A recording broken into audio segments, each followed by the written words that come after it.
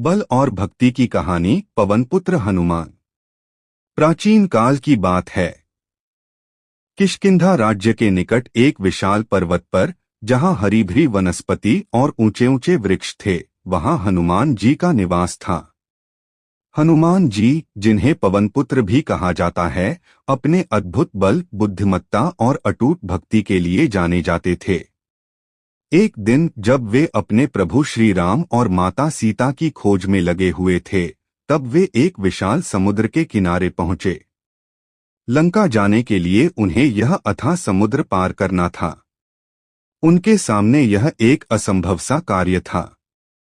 किनारे पर खड़े अन्य वानरों, जामवंत और अंगद ने उनका उत्साह बढ़ाया। जामवंत जी ने उन्हें उनके जन्म के समय मिली शक्तियों और एक श्राप के कारण उन्हें भूली हुई क्षमताओं के बारे में याद दिलाया। जामवंत ने कहा, हनुमान, तुम पवन के पुत्र हो।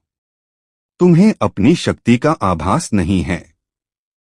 क्या तुम भूल गए कि तुम एक ही छलांग में इस समुद्र को पार कर सकते हो? जैसे ही हनुमान जी को अपनी अपार शक्ति का स्मरण हुआ, उनका रूप विशाल हो गया। उनके शरीर में ऐसी ऊर्जा का संचार हुआ कि पर्वत भी उनके सामने बौना लगने लगा। उन्होंने प्रभु श्री राम का नाम अपने हृदय में धारण किया और एक जोरदार गर्जना के साथ पर्वत पर अपने पैर जमाए और आकाश की ओर छलांग लगा दी।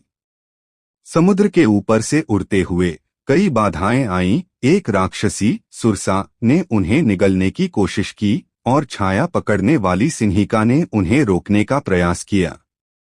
लेकिन हनुमान जी ने अपनी तीव्र बुद्धि और बल का प्रयोग करते हुए हर बाधा को पार किया। अंततः अपनी अटूट भक्ति और अविश्वसनीय शक्ति के बल पर हनुमान जी ने उस विशाल समुद्र को पार कर लिया और लंका पहुंच गए। उनका यह पराक्रम न केवल एक यात्रा थी, बल्कि निष्ठा और सेवा का एक महान प्रतीक बन गया।